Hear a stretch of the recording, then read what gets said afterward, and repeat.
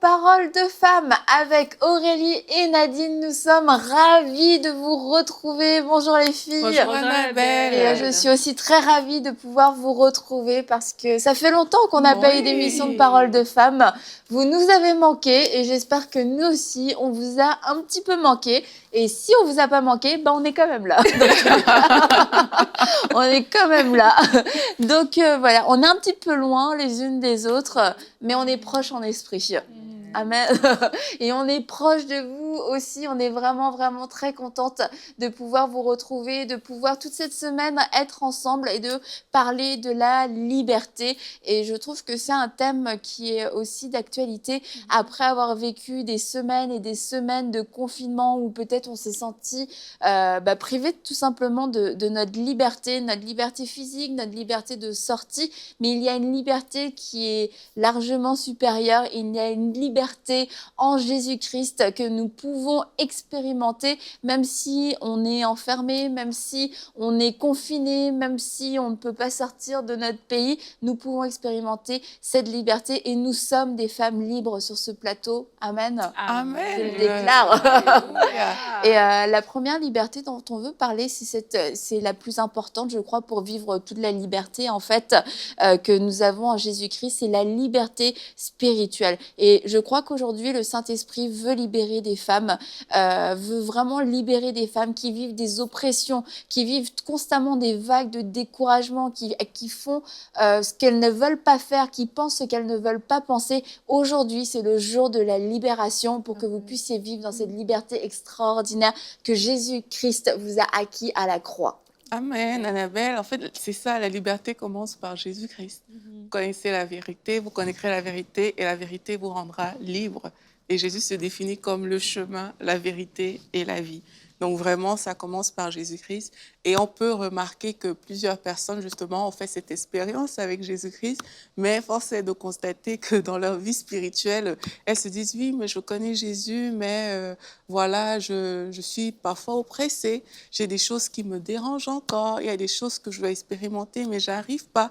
Et quelque part, il y a cette limite et ce cadre qui devient comme une espèce de prison dans laquelle on peut se tenir et qui n'est pas bon, en fait, par rapport à tout ce que nous, on veut vivre avec le Seigneur.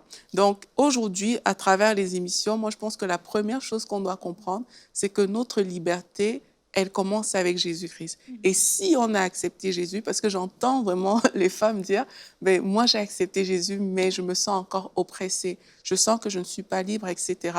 Si on a accepté Jésus, il faut déjà comprendre que la liberté aussi, ça commence avec Jésus et ça ne se fait pas au hasard. C'est pas quelque chose qui va tomber comme du ciel. Ça ne se fait pas au hasard, c'est que, OK, je décide d'être libre. Je décide d'être libre en Christ parce que je l'ai accepté et c'est cette liberté qu'il m'a offerte. Donc, je décide d'être libre. C'est une décision, d'abord, d'être libre avant de tomber dans beaucoup de choses, avant de trouver, de chercher des solutions, j'ai envie de dire, qu'on nous propose juste comme ça. Il faut d'abord qu'on fasse une pause et qu'on identifie, elle est où ma prison? OK, ma prison, c'est cette oppression. Je décide de sortir de cette prison et je décide de le faire par Jésus-Christ qui m'a libérée. Donc, c'est un préalable qu'on doit...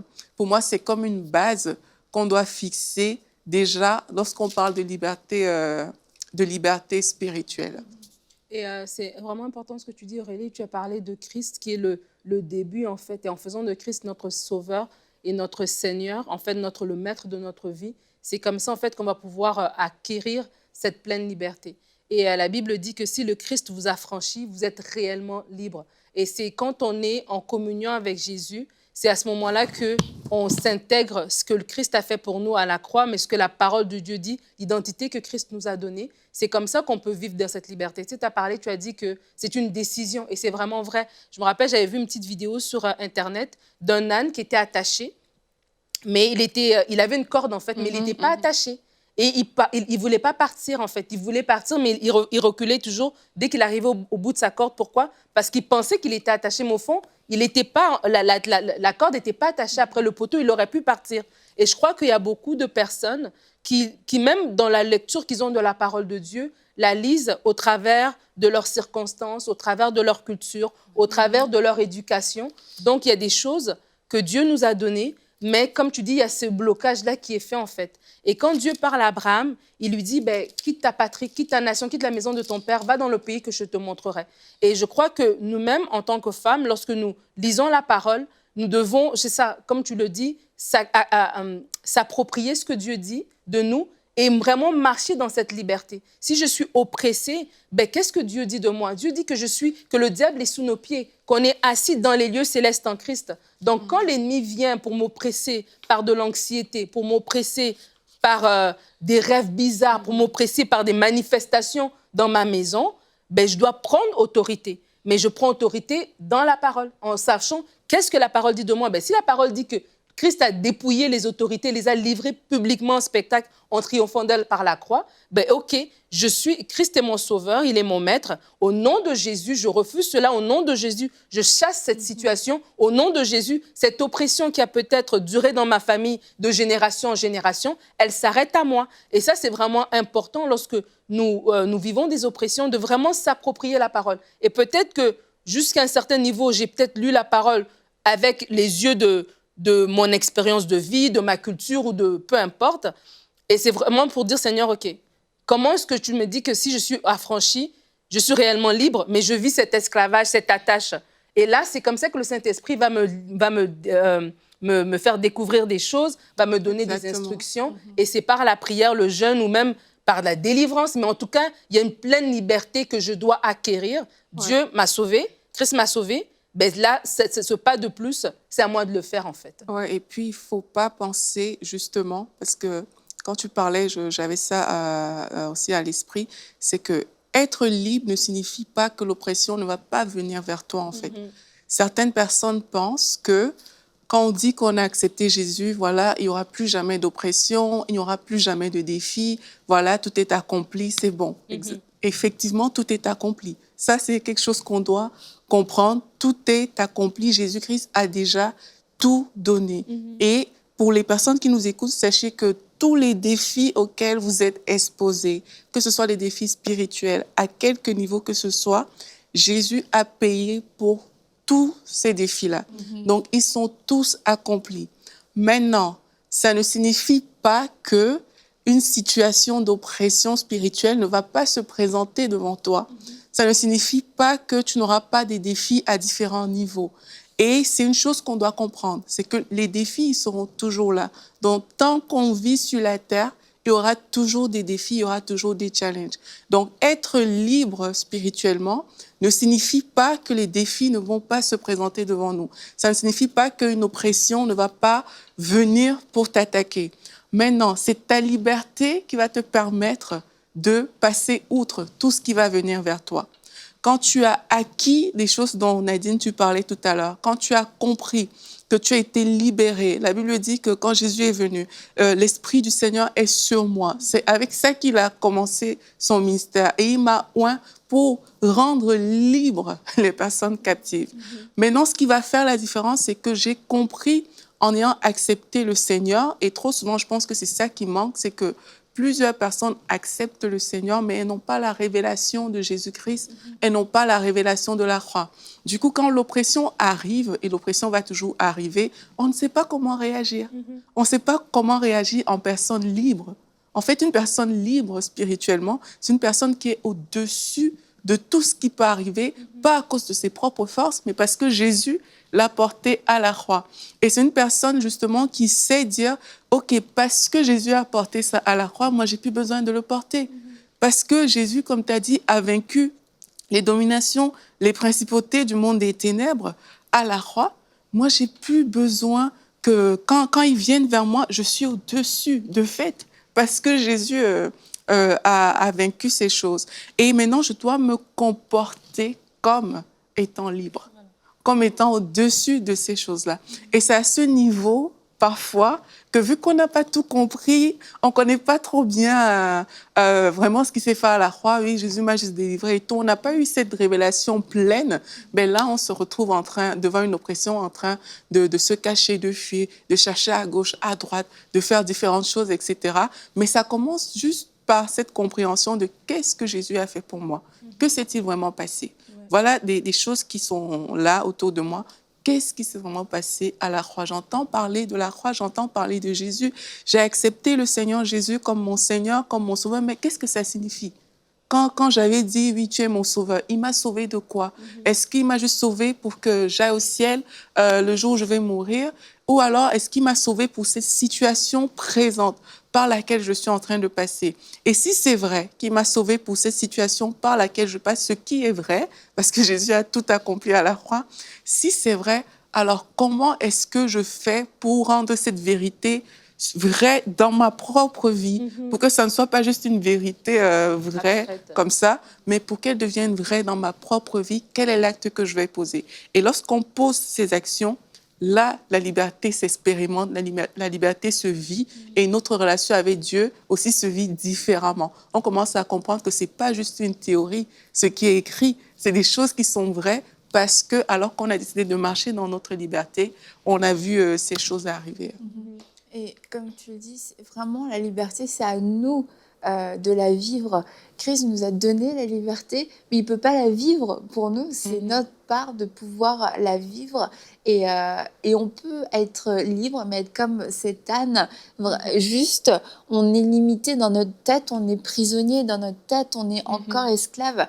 Et c'est vrai que le Seigneur va utiliser différents moyens pour pouvoir nous délivrer, pour pouvoir faire qu'on puisse comprendre et entrer dans cette liberté. Et tu parlais, oui, à la délivrance, mais j'aimerais dire quand même concernant la délivrance, parce que souvent c'est... Alors soit on néglige totalement la délivrance, non, les démons n'existent pas, on ne chasse aucun démon, les démons existent, il faut les chasser. Nous avons reçu l'autorité de pouvoir chasser les démons. Il y a des gens qui sont en proie à des esprits mauvais, ils attendent juste qu'on puisse élever le nom de Jésus sur leur vie pour briser ces liens. Et puis quelquefois, la délivrance est aussi utilisée de façon excessive, où en fait, on vit tout un tas d'oppressions, on vit tout un tas d'esclavage, de chaînes, etc., parce qu'on ne s'est pas saisi de notre autorité ni de notre identité. Et puis, on va voir tous les pasteurs, on va voir tous les frères, on demande tout le temps la délivrance, mais jamais nous-mêmes, on ne prend la parole de Dieu. On n'a pas de relation avec Dieu, on n'a pas de communion avec le Saint-Esprit. Et du coup, la délivrance, ça devient comme le truc qui va m'aider, le truc magique.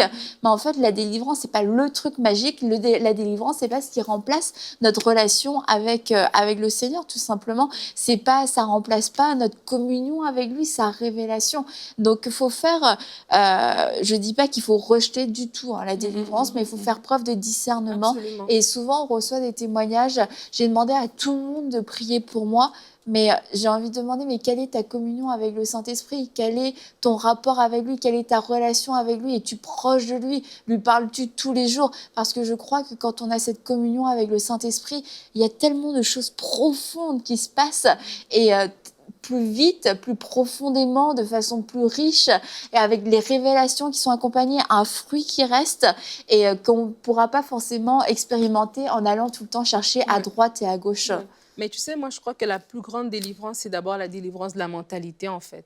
Et c'est ça, c'est dans nos pensées, et c'est lorsqu'on s'approprie la parole de Dieu. J'avais entendu une femme de Dieu qui prêchait, et elle disait que le diable n'a pas peur qu'on aille à l'église, ou qu'on écoute des émissions chrétiennes, ou qu'on vive une vie chrétienne. Ce qu'il craint, c'est qu'on lise la parole et qu'on s'approprie, qu'on comprenne, qu'on ait cette révélation de la parole. Et je crois que dans le sens de ce que tu es en train de dire, c'est exactement ça. Il y a des gens, il y a beaucoup de choses qui partiront, en fait, si nous-mêmes, nous comprenons tout simplement notre identité. Comme tu dis, Aurélie, qu'on ait tout simplement cette révélation de la croix. Tu sais, quand on voit le passage du fils prodigue, son frère, qui se plaint de ne pas avoir eu la fête, de ne pas avoir eu à manger et tout ça, le veau gras. Et son père lui dit, c'était déjà toi depuis tout ce temps-là, tu vois. Et je crois qu'il y a beaucoup d'enfants de Dieu qui vivent en dessous de ce qui leur revient parce que justement, voilà, parce que dans leur mentalité, il y a tous ces schémas qui doivent être défaits. Et vraiment, c'est dans la parole de Dieu, lorsque nous comprenons ce que Christ a fait, comme tu dis, lorsqu'on comprend que ce n'est pas juste pour la vie éternelle. Oui, nous aurons cette vie éternelle avec lui, mais dans le quotidien, je ne peux pas me laisser frapper par l'ennemi constamment dans mes pensées. Je suis accablée. À tous les mois, je répète les mêmes cycles et tout ça.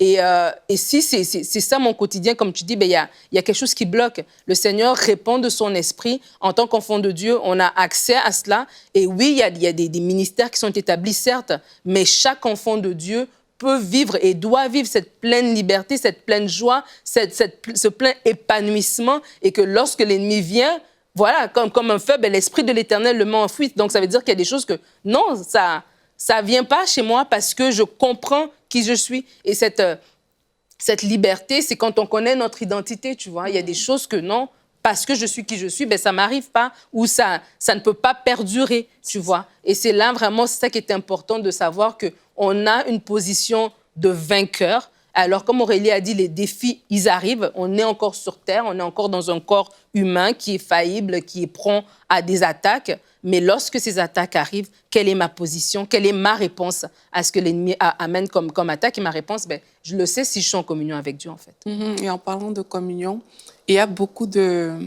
Je me rappelle une fois, j'étais en train de prier et je ne voulais pas forcément prier, prendre autorité, des choses comme ça, mais j'étais juste en train de prier et à un moment, le Saint-Esprit m'a vraiment poussée à commencer à déclarer des choses, mais avec beaucoup d'autorité. Mais c'est des choses que, sincèrement, moi, je ne voyais même pas. Je ne les percevais pas forcément. Et après, j'ai compris qu'à ce moment, il fallait prendre autorité par rapport à certaines choses. La vie spirituelle, on aime trop la vivre en fonction de nos réalités. On aime la vivre comme on le pense, comme en fonction du problème qu'on a, etc. Et parfois, quand on vit comme ça, on oublie que le Saint-Esprit est supérieur, en fait. C'est vraiment, le Saint-Esprit, c'est l'esprit de vie. C'est l'esprit de vie. Et quand on a accepté Jésus, le Saint-Esprit habite au-dedans de nous. Et il y a un commentaire biblique que j'ai lu récemment qui disait que vraiment de la même manière qu'on dit, par exemple, la loi de la pesanteur, que si on met un objet, il tombe, de la même manière, comme cette loi fonctionne, la Bible nous parle de la loi de l'esprit de vie. Et ça veut dire que dès l'instant où le Saint-Esprit est en toi, si tu crois vraiment qu'au niveau de la pesanteur, si tu jettes un objet, et il va tomber, dès l'instant où le Saint-Esprit est en toi, c'est aussi comme une loi. C'est que de fait, ça signifie que la vie t'entoure, en fait. Amen. De fait, c'est ce qui se passe. Aussi clair qu'une loi physique, naturelle est si claire, c'est aussi ça avec le Saint-Esprit. Et nous, il faut vraiment qu'on apprenne, on a parlé de communion, qu'on réalise qu'il n'y a rien. Et là, on parle même des choses spirituelles notamment. Il n'y a rien qui est au-dessus de la puissance de Dieu. Amen. Il n'y a rien sur cette terre qui peut défier Dieu au point où Dieu est dépassé et tout. Il n'y a rien qui est trop grand pour Dieu. Il n'y a aucune situation qui est trop grande pour Dieu. Mais pas pour le Dieu d'Annabelle ou de Nadine ou bien d'Aurélie, mais pour le Dieu que les personnes qui nous écoutent à la maison ont choisi. Et il n'y a rien qui est au-dessus du nom de Jésus. Et quand tu comprends ça, dès que la situation arrive, sincèrement, moi, je vais encourager les femmes qui nous écoutent. Quand on est conscient qu'une situation n'est pas plus grande que Jésus, sincèrement, on la banalise. On la banalise. Ce qui va te préoccuper, ce sera d'aller dans la présence de Jésus. Ce ne sera même pas la situation. Et quand tu vas aller dans la présence de Dieu, même toi encore, tu vas réaliser. Tu vas dire, Seigneur, vraiment, tu es trop grand, même pour que moi, j'ouvre trop mes yeux sur cette situation. Et personnellement, moi, j'ai déjà prié comme ça, mais je sais aujourd'hui que ce n'était pas calculé, vous voyez, je n'étais pas allée, puis j'ai dit, oui, je vais prier comme ça, pour dire... Mais en priant, juste en cherchant la communion avec Dieu, c'est des choses qui ont commencé à sortir toutes seules. Donc moi, je veux encourager les personnes, peut-être vous passez par des temps d'oppression spirituelle, peut-être c'est dur, votre combat, et on sait, on n'est pas insensible, parce que quand on parle souvent comme on parle, les personnes peuvent se dire « Ah, mais oui, elle et tout, elle dit que ça ne rentre pas dans sa maison », les choses comme ça. Non, on n'est pas insensible à la douleur que les personnes traversent. Mais il y a aussi une vérité qu'on ne peut pas cacher. Et cette vérité, c'est que dès l'instant où tu décides d'aller dans la communion avec Dieu, juste parce que tu reconnais qu'il est Dieu, il n'y a rien qui est au-dessus de Dieu, mais tu vas voir que ces choses vont vraiment pallier. Et c'est un peu un défi que je vais donner aux personnes qui nous écoutent aujourd'hui, c'est de dire, OK, voici mes challenges sur le plan spirituel. Seigneur, ces challenges ne sont pas plus grands que toi. Et je vais aller dans la présence de Dieu. Je vais juste honorer le Seigneur, exalter le Seigneur. Et puis, je vais même dire à ces choses que vous n'êtes pas plus grand que mon Dieu. Et vous allez voir comment ces choses vont justement perdre cette grandeur à vos yeux. Ils vont justement, la grandeur de ces choses-là commencer à diminuer au point où, à un moment, vous serez sûr que, comme Nadine a dit tout à l'heure, ça ne va pas rentrer chez moi. Mais c'est parce que tu l'as expérimenté aussi de façon spirituelle, pas juste de façon naturelle. Parce que au problème spirituel, réponse spirituelle. Yep. Ça, il faut en être conscient. Et une réponse spirituelle, c'est d'aller dans la présence de Dieu et expérimenter ces choses spirituellement, que même si vous ne voyez pas naturellement, à un moment, vous saurez que cette situation ne va pas tenir dans ma vie. Donc ça, c'est un défi que je lance aujourd'hui. C'est de dire, OK, tout le monde a ses défis de toute façon, mais par rapport à cette situation d'oppression, il y a des personnes qui sont oppressées dans leurs pensées. Vous êtes peut-être là, vous nous écoutez, et vous êtes oppressés dans vos pensées. Il y a peut-être même des péchés récurrents qui vous oppressent. Il y a peut-être des choses comme ça qui reviennent dans votre vie tout le temps. Et là, je parle vraiment des choses spirituelles. Vous êtes peut-être, vous n'arrivez pas à prier. Il y a cet assoupissement qui revient tout le temps alors que vous avez décidé de faire des pas avec le Seigneur. Et moi, ce que je vous dis aujourd'hui, c'est qu'il n'y a rien qui est au-dessus de la puissance de Jésus-Christ. Faites juste l'exemple, allez dans votre chambre, commencez à exalter le Seigneur. Dites-lui des choses comme ça, de façon simple. On va peut-être prier aussi. Vas-y. Dites-lui des choses comme ça, de façon simple, de reconnaître que, Seigneur, il n'y a rien qui est au-dessus de toi. On va prier ensemble. Seigneur, il n'y a rien. Il n'y a rien qui est au-dessus de toi. Il n'y a rien qui peut dépasser la grandeur de ton nom. Il n'y a rien qui peut dépasser ta force, ta puissance. Cette situation par laquelle ma sœur passe, elle est tellement, tellement inférieure à ta grandeur, à ta bonté et à ta puissance. Tu es la source de la vie. Tu es la source de la grâce. Tu es la source de la faveur. Tu es notre source spirituelle, Seigneur Jésus. Nous reconnaissons pour nous, pour nos frères, pour nos sœurs qui nous écoutent, qu'il n'y a rien qui est au-dessus de toi. Seigneur, je prie maintenant pour cette femme qui est là en train de m'écouter. Je déclare que son problème devient tellement insignifiant devant ta grandeur. Ce problème devient tellement insignifiant devant ta puissance. Il n'est rien comparé à tout ce que toi, tu as à offrir à ma sœur. Seigneur, je te bénis de ce que tu ouvres les yeux spirituels des personnes qui écoutent cette émission maintenant, afin qu'elles réalisent ta grandeur, qu'elles réalisent ce que toi, tu as fait à la croix. Seigneur Jésus, alors que tu as donné ta vie sur cette croix, alors que tu es mort et que tu es ressuscité, il y a quelque chose qui s'est passé dans ma vie, dans la vie de ma sœur.